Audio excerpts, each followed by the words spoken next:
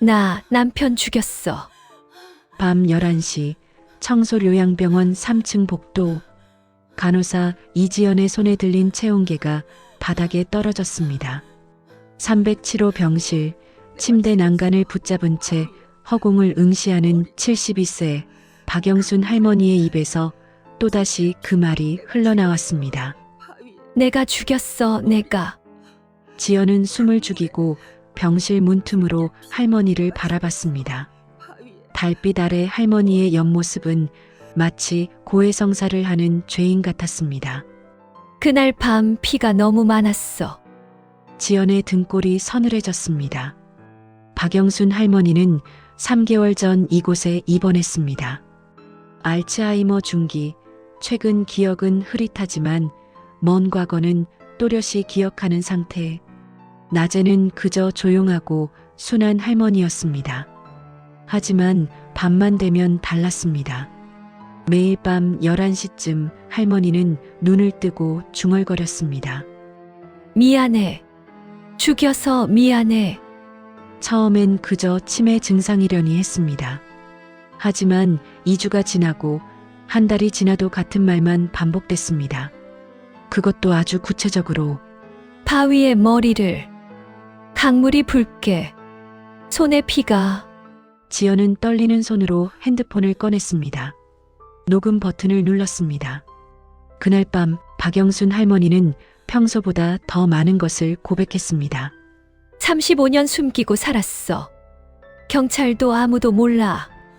그이는 아직도 그 강에. 새벽 1시 지연은 더 이상 참을 수 없었습니다. 그녀는 원장실로 향했습니다. 그리고 3개월치 녹음 파일을 원장에게 들려줬습니다. 이거 신고해야 하는 거 아닌가요? 원장 송민혁의 얼굴이 굳어졌습니다. 보호자한테 먼저 알려야지. 함부로 신고했다간 하지만 살인이라면요? 치매 환자의 말을 어떻게 믿어? 그분 남편 강태수 씨. 매일 면회 오시는 분 알지? 그렇게 헌신적인 남편이 어디 있어? 맞는 말이었습니다. 강태수 할아버지는 매일 오전 10시면 어김없이 아내를 찾아왔습니다.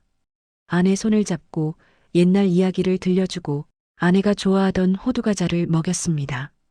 72세의 강태수는 여전히 꼿꼿한 체격에 온화한 눈빛을 가진 사람이었습니다. 하지만 지연의 머릿속엔 할머니의 그 목소리가 계속 맴돌았습니다.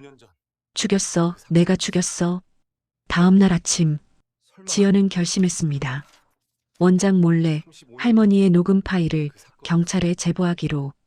그날 오후 3시 청솔서 형사과 박준혁 형사의 책상 위에 익명의 USB가 놓였습니다. 그리고 그 안엔 이런 쪽지가 들어 있었습니다. 청솔요양병원 307호 72세 박영순 환자. 매일 밤 살인 고백. 35년 전 실종 사건과 관련 가능성. 남편 72세 강태수 조사 요망. 박준혁은 USB를 컴퓨터에 꽂았습니다. 그리고 3분 뒤 그의 손이 멈췄습니다. 이거 설마.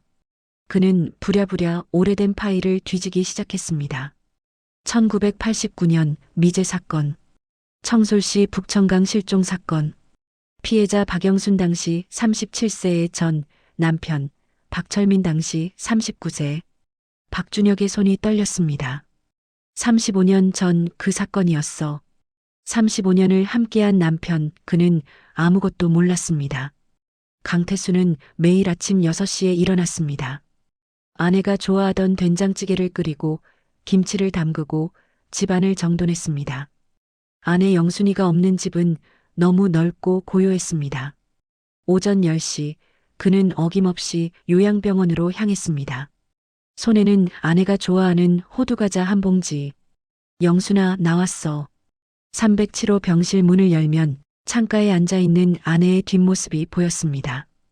여전히 가냘픈 어깨, 하얗게 센 머리. 태수는 아내 옆에 앉아 손을 잡았습니다. 오늘 날씨 좋지? 우리 예전에 북천강 산책 많이 갔었잖아. 기억나? 영수는 멍하니 창밖을 바라봤습니다. 반응이 없었습니다. 괜찮아. 천천히 기억하면 돼. 태수는 35년 전 영순을 처음 만난 날을 떠올렸습니다. 1990년 봄 청솔시 재래시장 떡집. 그때 영순은 혼자 떡을 팔고 있었습니다. 7살 난 아들 하나를 데리고 있었습니다. 태수는 떡을 사러 갔다가 그녀를 봤습니다. 창백한 얼굴, 깊게 파인 눈, 그리고 왼쪽 팔에 선명한 멍. 이거 얼마예요? 5,000원입니다. 목소리는 작았지만 단단했습니다. 태수는 그날부터 매일 떡집에 들렀습니다. 떡이 필요해서가 아니었습니다. 그저 그 여자가 궁금했습니다. 혼자 사세요? 네. 남편은요? 그 순간 영순의 손이 떨렸습니다. 실종됐어요. 1년 전에. 짧은 대답이었지만 그 안에 담긴 무게를 태수는 느낄 수 있었습니다. 그 후 6개월, 태수는 영순에게 조심스럽게 다가갔습니다. 떡을 사면서 아들 민수에게 사탕을 건네고 비 오는 날이면 우산을 들고 가게 앞에서 기다렸습니다. 저 괜찮으시면 저녁 한번 같이 드실래요? 영수는 고개를 저었습니다. 전 자격이 없어요. 무슨 자격이요? 누구를 만날 자격이요? 태수는 그 말을 이해하지 못했습니다. 하지만 포기하지 않았습니다. 1990년 겨울, 태수는 마침내 청혼했습니다. 영순 씨, 저랑 결혼해 주세요. 민수도 제가 아들로 키우겠습니다. 당신 과거는 묻지 않겠습니다. 영수는 한참을 울었습니다. 제가 정말 괜찮을까요? 괜찮아요. 우리 새로 시작해요. 그렇게 둘은 부부가 됐습니다. 35년이 흘렀습니다. 태수는 영순에게 단 한 번도 과거를 묻지 않았습니다. 전 남편 박철민이 왜 실종됐는지, 어디로 갔는지, 무슨 일이 있었는지 알고 싶지 않았습니다. 지금 이 사람, 매일 아침 밥을 지어주고 웃으며 손을 잡아주는 이 사람, 그것만으로 충분했습니다. 영순아, 나 내일도 올게. 호두과자 또 사올게. 태수는 아내의 머리를 쓰다듬었습니다. 그때였습니다. 병실 문이 열리고 2명의 형사가 들어왔습니다. 강태수 씨 맞으십니까? 태수는 고개를 들었습니다. 네, 그런데요. 청솔경찰서 형사과입니다. 몇 가지 여쭤볼 게 있어서 왔습니다. 박준혁 형사가 의자를 끌어당겨 앉으며 물었습니다. 부인 되시는 박영순 씨, 1989년에 전 남편 박철민 씨가 실종되셨죠? 태수의 표정이 굳었습니다. 그건 오래전 일인데 왜 갑자기요? 새로운 제보가 들어왔습니다. 부인께서 밤마다 특이한 말씀을 하신다는데 혹시 알고 계십니까? 무슨 말을요? 박준혁은 휴대폰을 꺼내 녹음 파일을 재생했습니다. 나 남편 죽였어. 그날 밤 피가 너무 많았어. 손에 피가. 스피커에서 흘러나오는 영순의 목소리. 태수의 얼굴이 새하얗게 변했습니다. 이게 무슨... 강태수 씨, 부인께서 혹시 35년 전 남편을 살해하신 건 아닙니까? 태수는 고개를 저었습니다. 아니에요. 절대 아니에요. 우리 영순이는 그럴 사람이 아니에요. 그럼 이 고백은 뭡니까? 치매예요. 치매 환자가 헛소리 하는 거예요. 태수의 목소리가 떨렸습니다. 박준혁은 천천히 말했습니다. 그렇다면 확인해 봐야겠네요. 강태수 씨, 1989년 11월 14일 밤 박철민 씨가 실종된 그날 어디 계셨습니까? 전 당시 서울에서 일했어요. 영순 씨는 모르는 사람이었고요. 박영순 씨는요? 잘 모릅니다. 하지만 경찰 조사 때 집에 있었다고 했던 걸로 알아요. 박준혁은 고개를 끄덕였습니다. 알겠습니다. 일단 공식 조사가 시작될 겁니다. 협조 부탁드립니다. 형사들이 나간 뒤 태수는 아내의 손을 꽉 잡았습니다. 영순아, 대체 무슨 일이 있었던 거야? 창밖을 바라보던 영순이 천천히 고개를 돌렸습니다. 그리고 희미하게 미소 지었습니다. 미안해요. 경찰 35년 전 그날 밤을 파헤치기 시작했습니다. 청솔경찰서 회의실. 박준혁 형사 앞에 1989년 박철민 실종 사건 파일이 펼쳐졌습니다. 누렇게 바랜 서류, 흑백 사진, 당시 신문 기사 스크랩. 박철민, 당시 39세. 청솔시 북천동 거주. 직업은 일용직 노동자. 1989년 11월 14일 밤 10시경 집을 나선 뒤 실종. 신고자는 부인 박영순.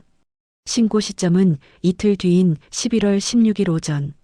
당시 조사 결과 타살 혐의점 없음. 자발적 가출로 결론. 박준혁은 당시 현재 퇴직한 담당 형사였던 최동수 형사에게 전화를 걸었습니다. 최 선배님, 저 박준혁입니다. 89년 박철민 실종 사건 기억하세요? 그거 기억하지. 왜? 재수사 들어갈 것 같습니다. 당시 왜 가출로 결론 냈어요? 증거가 없었어. 부인 박영수는 그날 밤 집에 있었다고 했고 아들도 엄마가 집에 있었다고 증언했어. 의심은 안 해보셨어요? 해봤지. 근데 그 여자 상태가 말이 아니었어. 상태요? 최동수의 목소리가 낮아졌습니다. 박철민, 그 새끼 완전 쓰레기였어. 술만 마시면 아내 패고 애 패고 이웃들 신고만 5번이야. 그날도 싸우다가 박철민이 집 나갔다는 게 부인 진술이었어. 그럼 정당방위 가능성은? 생각해봤지. 근데 시신도 없고 핏자국도 없고 증거가 하나도 없었어. 부인은 그저 남편이 화나서 나갔다고만 했고 이상하게 생각 안 하셨어요? 솔직히 말하면 그 여자가 죽였든 안 죽였든 별로 파고들고 싶지 않았어. 매 맞아서 온몸이 멍투성이었거든. 7살짜리 아들도 아빠 무서워서 벌벌 떨고. 박준혁은 침묵했습니다. 그래서 대충 마무리했어. 인간 쓰레기 하나 없어진 거 누가 아쉬워하겠어? 그 여자가 죽였다 해도 난 동정표 줬을 거야. 전화를 끊은 박준혁은 깊은 한숨을 쉬었습니다. 하지만 법은 법이었습니다. 그는 재수사 계획을 세웠습니다. 1단계 박영순 정밀 면담, 2단계 당시 목격자 이웃 재조사, 3단계 북천강 수색, 4단계 아들 강민수 현재 42세 조사. 다음 날 박준혁은 다시 요양병원을 찾았습니다. 이번엔 정신과 전문의 이수진 박사와 함께였습니다. 박영순 씨, 안녕하세요. 몇 가지 여쭤봐도 될까요? 영수는 멍한 표정으로 형사를 바라봤습니다. 누구세요? 경찰입니다. 35년 전 일에 대해 이야기 나눠보고 싶어서요. 35년 전? 남편 박철민 씨 기억나세요?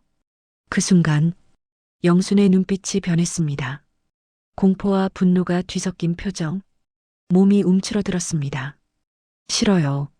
무엇이 싫으세요? 그 사람 이야기. 싫어요. 왜 싫으세요? 영수는 대답하지 않았습니다. 그저 고개를 저었습니다. 이수진 박사가 조심스럽게 물었습니다. 박영순 씨, 그날 밤 무슨 일이 있었어요? 말해도 괜찮아요. 여기는 안전해요. 영순의 입술이 떨렸습니다. 죽였어요. 박준혁이 몸을 앞으로 기울였습니다. 누구를 죽였어요? 철민이를. 어떻게요? 영수는 눈을 감았습니다. 그리고 마치 35년 전 그날로 돌아간 듯 천천히 말하기 시작했습니다. 바위로 머리를 때렸어요. 왜요? 안 그러면 제가 죽으니까. 그 다음엔요? 강에 넣었어요. 박준혁은 숨을 죽였습니다. 어느 강이요? 북천강 다리 밑. 이수진 박사가 끼어들었습니다. 박영순 씨, 지금 기억하는 게 진짜 일어난 일인가요? 아니면 꿈인가요? 영순이 눈을 떴습니다. 그 눈엔 또렷한 의식이 담겨 있었습니다. 진짜예요.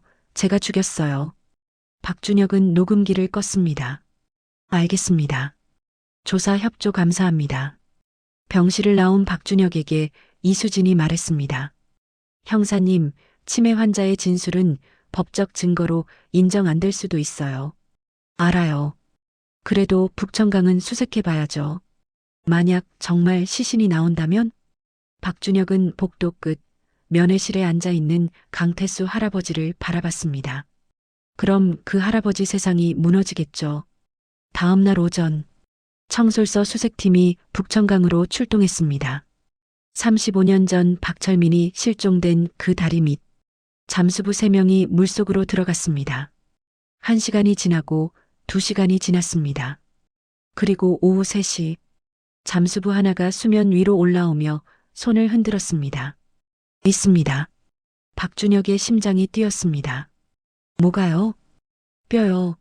사람뼈. 시신 발견, 그리고 아들의 증언. 북천강 둔치는 순식간에 감식반 차량과 경광등으로 가득 찼습니다. 잠수부들이 건져 올린 것은 사람의 두개골과 대퇴골, 그리고 낡은 옷가지 조각들이었습니다. 35년 동안 강바닥 진흙 속에 묻혀있던 흔적들. 국립과학수사연구원 김태영 감식관이 현장에 도착했습니다. 일단 성인 남성 유골이 맞습니다. 두개골 좌측에 타격 흔적이 선명하고요. 타격이요? 둔기로 강하게 맞은 흔적입니다. 치명상이었을 가능성이 높습니다. 박준혁은 고개를 끄덕였습니다. DNA 대조 얼마나 걸릴까요? 유족이 있으면 3일 정도요. 아들이 있습니다. 강민수 42세. 그럼 빠르게 진행하죠. 그날 저녁, 박준혁은 강민수를 찾아갔습니다. 청솔시 외곽 작은 정비소를 운영하는 민수는 기름때 묻은 작업복을 입고 차 밑을 들여다보고 있었습니다. 강민수 씨? 민수가 고개를 들었습니다. 아버지 강태수를 닮은 온화한 인상이었습니다. 네, 그런데요. 청솔서 형사 박준혁입니다. 잠깐 이야기 좀 할까요? 민수의 표정이 굳었습니다. 어머니 일로 오셨죠? 어떻게 아셨습니까? 아버지한테 들었어요. 경찰이 어머니 조사하러 왔다고. 박준혁은 민수를 사무실로 데려갔습니다. 강민수 씨, 1989년 11월 14일 밤 기억나십니까? 민수는 한참을 침묵했습니다. 기억나요. 무슨 일이 있었습니까? 민수는 떨리는 손으로 커피를 한 모금 마셨습니다. 그날 아버지가 또 술 먹고 들어왔어요. 친아버지 박철민 씨 말이죠? 네. 그 사람은 아버지가 아니었어요. 민수의 목소리가 낮아졌습니다. 매일 술 먹고 와서 이유 없이 엄마를 때렸어요. 저도 때렸고 이유 없었어요. 그냥 기분 나쁘면 때렸어요. 그날도요? 그날은 더 심했어요. 민수는 눈을 감았습니다. 35년 전 그 밤이 되살아났습니다. 1989년 11월 14일 밤 9시 초등학교 2학년이던 민수는 이불 속에서 숨죽이고 있었습니다. 거실에서 들리는 엄마의 비명소리. 아파. 그만해. 제발. 쾅. 쾅. 무언가 깨지는 소리. 넘어지는 소리. 2년이 내가 돈을 못 벌어오는 게 창피해? 응? 철민의 고함 소리가 집안을 가득 채웠습니다. 아니에요. 그런 말 안 했어요. 거짓말하지 마. 내가 오늘 시장 사람들한테 뭐라고 했어? 정말 안 했어요. 탁! 뺨 맞는 소리. 민수는 이불을 더 깊이 뒤집어 썼습니다. 귀를 막았습니다. 하지만 소리는 계속 들렸습니다. 그러다 갑자기 쿵! 무거운 소리와 함께 집안이 조용해졌습니다. 민수는 떨리는 손으로 방문을 조금 열었습니다. 거실 바닥에 철민이 쓰러져 있었습니다. 그리고 그 옆에 엄마가 서 있었습니다. 손에는 피 묻은 돌멩이. 엄마. 영순이 돌아봤습니다. 그녀의 얼굴은 눈물과 피로 범벅이었습니다. 민수야. 방으로 들어가. 엄마, 그게 뭐예요? 들어가. 민수는 울며 방으로 들어갔습니다. 그리고 그날 밤 민수는 창문 틈으로 봤습니다. 엄마가 무언가를 수레에 싣고 집을 나가는 모습을. 새벽 3시 엄마는 돌아왔습니다. 옷이 젖어 있었습니다. 다음 날 아침 엄마는 아무 일 없었던 것처럼 밥을 차려줬어요. 저한테 말했죠. 아빠는 집을 나갔어. 다시 안 와라고요. 그리고 경찰이 왔을 때 엄마는 저한테 이렇게 말하라고 했어요. 그날 밤 엄마는 계속 집에 있었다고. 그래서 거짓 증언을 한 겁니까? 민수는 고개를 끄덕였습니다. 죄송해요. 저도 엄마가 감옥 가는 게 싫었어요. 박준혁은 한참을 민수를 바라봤습니다. 강민수 씨, 지금이라도 진실을 말씀해 주신 것 감사합니다. 형사님, 네. 어머니, 처벌받나요? 박준혁은 대답할 수 없었습니다. 지금은 모릅니다. 하지만 진실은 밝혀져야 합니다. 민수는 고개를 숙였습니다. 어머니는 평생 그 죄책감에 시달렸어요. 밤마다 악몽 꾸고 혼자 울고 그러다 태수 아버지를 만나서 조금 나아졌는데 강태수 씨는 이 사실을 알고 있었습니까? 모를 겁니다. 어머니는 절대 말 안 하셨을 거예요. 박준혁은 수첩을 덮었습니다. DNA 결과 나오면 연락드리겠습니다. 3일 뒤 국과수에서 결과가 나왔습니다. 북천강에서 발견된 유골, 박철민 사망 당시 39세 99.98% 일치, 사인 두개골 골절로 인한 뇌출혈, 사망 추정 시기 1989년 11월 중순. 박준혁은 검사에게 보고했습니다. 증거 충분합니다. 기소 가능합니다. 피의자 나이가 72세고 치매 환자인데 그래도 35년 전 살인 사건입니다. 검사는 고민했습니다. 정당방위 주장할 가능성 높은데 그건 법정에서 판단할 문제 아닙니까? 결국 결정이 내려졌습니다. 박영순 살인죄로 구속 기소. 구속영장이 발부된 날 강태수는 요양병원 복도에 주저앉아 울었습니다. 안 돼. 안 돼. 민수가 아버지의 어깨를 붙잡았습니다. 아버지, 어머니는 피해자예요. 정당방위였어요. 그럼 왜 숨겼어? 왜 35년 동안 나한테 말 안 했어? 아버지한테 짐 지우기 싫으셨던 거예요. 태수는 고개를 저었습니다. 나는 영순이 과거 같은 거 신경 안 썼어. 그냥 같이 살고 싶었을 뿐이야. 알아요. 어머니도 알아요. 이제 어떻게 해? 영순이 감옥 가면 나는. 민수는 아버지를 꼭 껴안았습니다. 제가 있잖아요. 우리 같이 어머니 구해요. 그날 오후 박영수는 병원 침대에서 수갑을 찬 채로 호송차에 올랐습니다. 태수가 달려갔습니다. 영순아. 영순이 돌아봤습니다. 그녀의 눈엔 눈물이 가득했습니다. 미안해요. 왜 말 안 했어? 왜 혼자 그걸 다 짊어지고 살았어? 당신까지 힘들게 하고 싶지 않았어요. 나는 괜찮아. 나는 당신만 있으면 돼. 호송 경찰이 태수를 밀어냈습니다. 보호자분, 물러나 주세요. 안 돼. 영순아. 차문이 닫혔습니다. 유리창 너머로 보이는 아내의 얼굴. 태수는 차를 따라 뛰었습니다. 영순아. 영순아. 하지만 차는 멀어져 갔습니다.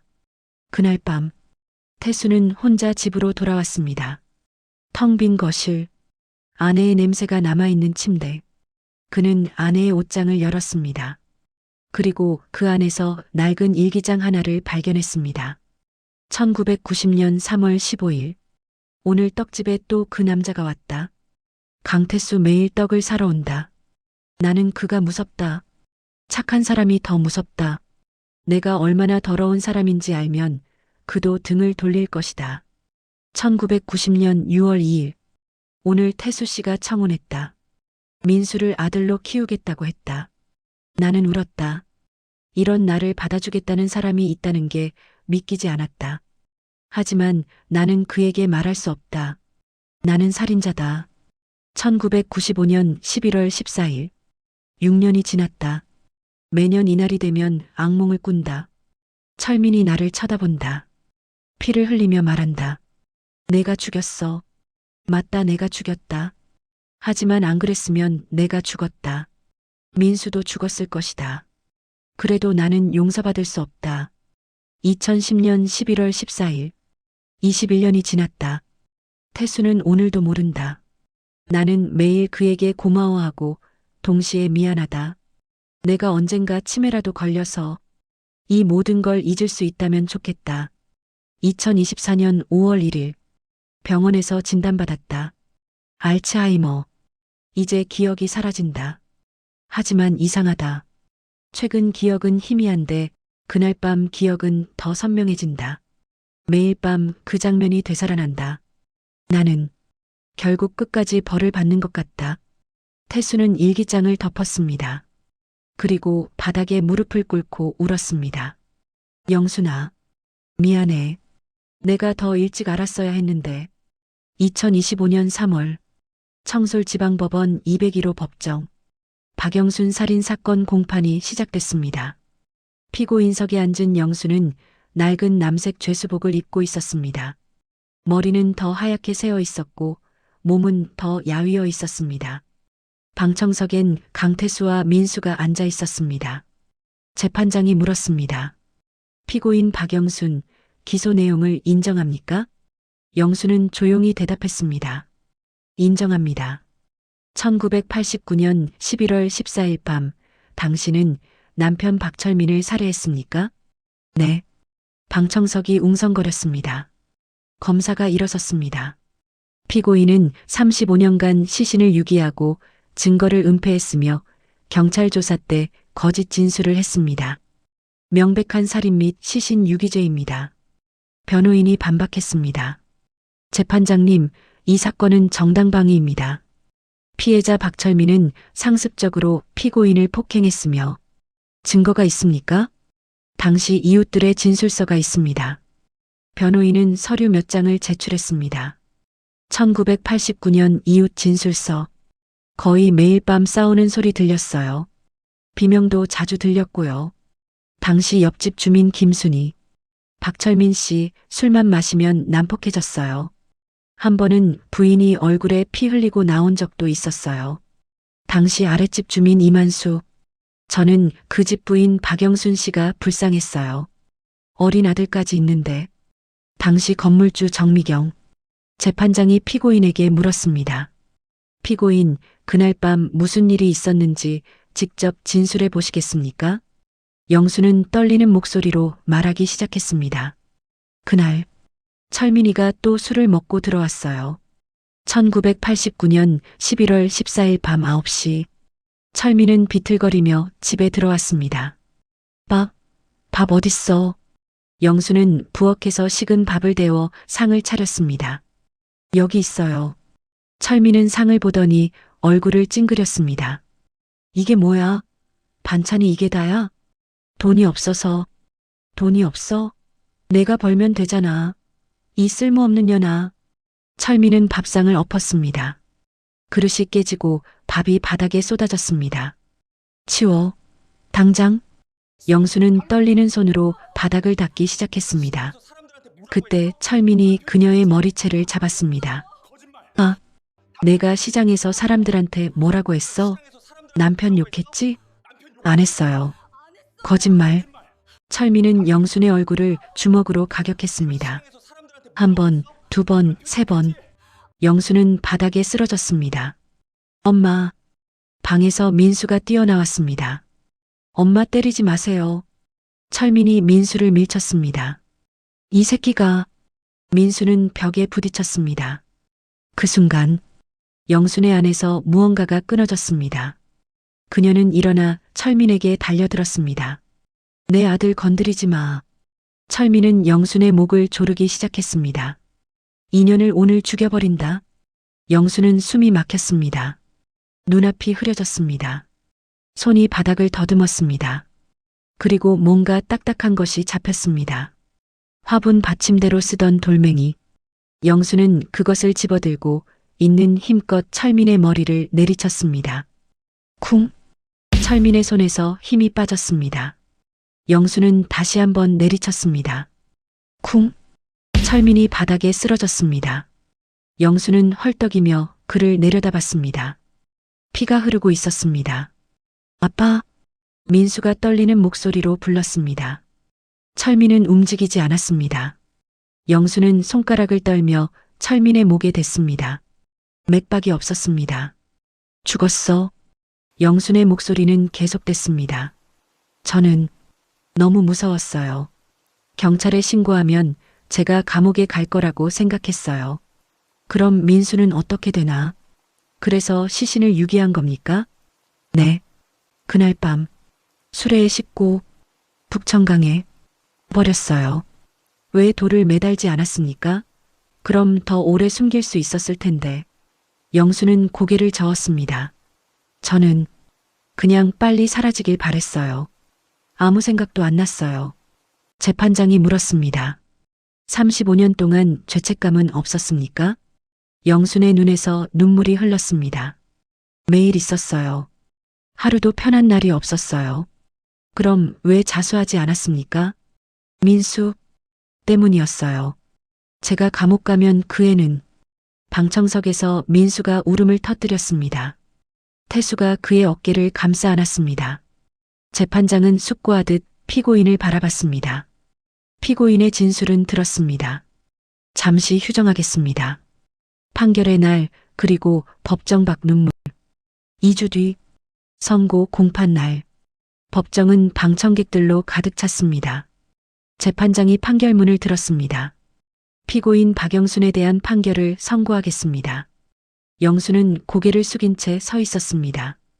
피고인은 1989년 11월 14일 남편 박철민을 살해하고 시신을 유기한 사실을 인정했습니다. 다만 본 재판부는 다음 사항들을 참작했습니다. 첫째, 피해자의 상습적 가정폭력. 둘째, 피고인의 생명이 위협받는 상황에서 우발적으로 발생한 사건. 셋째, 피고인이 35년간 성실히 살아온 점. 넷째, 피고인의 현재 건강 상태 및 치매 증상. 방청석이 숨을 죽였습니다. 따라서 본 재판부는 이 사건을 정당방위의 범위를 초과한 과잉방위로 판단합니다. 피고인 박영순을 징역 3년에 처한다. 다만 5년간 집행유예로 한다. 쿵. 방청석에서 누군가 무릎이 꺾이는 소리가 들렸습니다. 태수였습니다. 감사합니다. 감사합니다.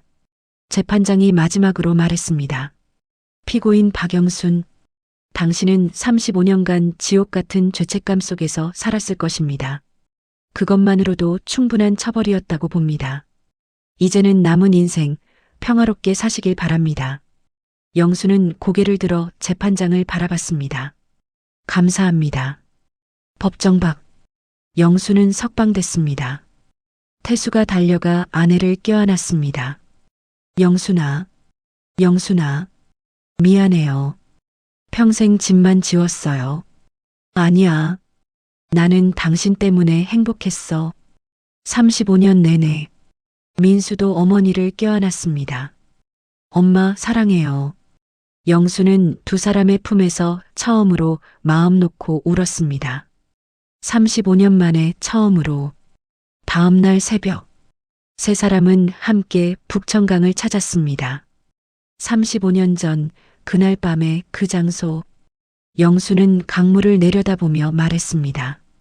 철민아, 미안해. 그리고 이제는 보내줄게. 그녀는 준비해온 꽃다발을 강물에 띄웠습니다. 흰 국화가 천천히 떠내려갔습니다. 태수가 아내의 손을 잡았습니다. 이제 됐어. 이제 진짜 끝이야. 영수는 고개를 끄덕였습니다. 고마워요. 세 사람은 나란히 서서 노을을 바라봤습니다. 강물은 여전히 흐르고 있었습니다. 35년 전 그날 밤의 비밀을 모두 씻어내며 1년 뒤 영순의 치매는 조금 더 진행됐습니다. 이제 그녀는 민수의 얼굴도 가끔 잊어버렸습니다. 하지만 이상하게도 태수의 얼굴만은 잊지 않았습니다. 당신 누구예요? 나야, 태수. 아, 내 남편. 응, 내 남편. 매일 아침 태수는 아내와 함께 산책했습니다. 북천강을 따라 천천히 걸었습니다. 오늘 날씨 좋네. 그러게요. 우리 여기서 처음 데이트했었지? 그랬나요? 응. 당신이 떡볶이 먹고 싶다고 했어. 영수는 웃었습니다. 그런가. 기억은 안 나지만 좋았을 것 같아요. 태수는 아내의 손을 꼭 잡았습니다. 나는 기억해. 평생 기억할 거야. 어느 날, 영수는 요양병원 침대에 누워 말했습니다. 여보, 응? 나 곧 다 잊을 것 같아요. 뭘? 다요. 이름도, 얼굴도, 우리가 같이 살았던 것도. 태수는 아내의 손을 어루만졌습니다. 괜찮아. 내가 대신 기억해 줄게. 그래도 미안해요. 뭐가? 당신한테 짐만 지워서. 태수는 고개를 저었습니다. 당신은 짐이 아니었어. 선물이었어. 영순의 눈에서 눈물이 흘렀습니다. 고마워요. 나 같은 사람 사랑해줘서. 나야말로 고마워. 나를 선택해줘서. 두 사람은 손을 맞잡고 그렇게 한참을 앉아 있었습니다. 2026년 봄, 박영수는 73세의 나이로 조용히 눈을 감았습니다. 장례식장엔 많은 사람이 찾아왔습니다. 시장 사람들, 이웃들, 그리고 재판 때 증언했던 사람들까지. 좋은 분이셨어요. 고생 많으셨어요. 이제 편히 쉬세요. 태수는 관 앞에 앉아 아내의 사진을 바라봤습니다. 사진 속 영수는 환하게 웃고 있었습니다. 영순아, 이제 진짜 자유야. 아무 죄책감 없이 쉬어. 민수가 아버지 옆에 앉았습니다. 아버지, 괜찮으세요? 괜찮아. 많이 보고 싶으시죠? 태수는 고개를 끄덕였습니다. 응, 매일 보고 싶을 거야. 하지만 괜찮아. 우리 35년 함께 살았잖아. 그걸로 충분해. 장례를 마친 뒤 태수는 아내의 유품 상자를 정리하다가 봉투 하나를 발견했습니다. 태수에게라고 적혀 있었습니다. 그는 떨리는 손으로 편지를 꺼냈습니다. 영순의 편지. 태수, 이 편지를 읽을 땐 아마 내가 세상을 떠난 뒤겠지요. 평생 말하지 못한 것들을 이제야 쓰네요. 당신을 만나기 전 나는 죽어 있었어요. 몸은 살아 있었지만 마음은 죽어 있었어요. 매일 밤 악몽을 꾸고 거울을 볼 때마다 살인자가 보였어요. 그런 내게 당신은 빛이었어요. 당신은 내 과거를 묻지 않았어요. 내 상처를 보듬어줬어요. 민수를 아들로 사랑해줬어요. 덕분에 나는 35년을 더 살 수 있었어요. 아니, 진짜로 살 수 있었어요. 마지막까지 숨긴 것 미안해요. 하지만 당신만은 아프게 하고 싶지 않았어요. 당신이 나를 사랑한 만큼 나도 당신을 사랑했어요. 고마워요. 나를 용서해줘서. 사랑해요. 영수 놀림. 태수는 편지를 가슴에 안았습니다. 나도 사랑해, 영순아. 그날 밤, 태수는 홀로 북천강을 찾았습니다. 35년 전 영순이 꽃다발을 띄웠던 그 자리. 그는 아내의 사진을 꺼내 들었습니다. 영순아, 이제 두 사람 다 자유야. 철민이도 당신도. 그는 강물에 또 다른 꽃다발을 띄웠습니다. 하얀 국화가 달빛 아래서 천천히 떠내려갔습니다. 태수는 그 모습을 한참 바라보다가 천천히 집으로 돌아갔습니다. 혼자였지만 외롭지 않았습니다. 35년의 사랑이 그의 가슴 속에 남아 있었으니까요. 박영순 할머니는 35년간 죄책감 속에서 살았지만 마지막엔 사랑하는 사람들의 품에서 용서를 받았습니다. 여러분은 어떻게 생각하시나요? 그녀는 용서받을 자격이 있었을까요? 그리고 강태수 할아버지의 사랑, 그것은 진짜 용서였을까요? 썰퐁당 이야기 끝까지 들어주셔서 감사드립니다.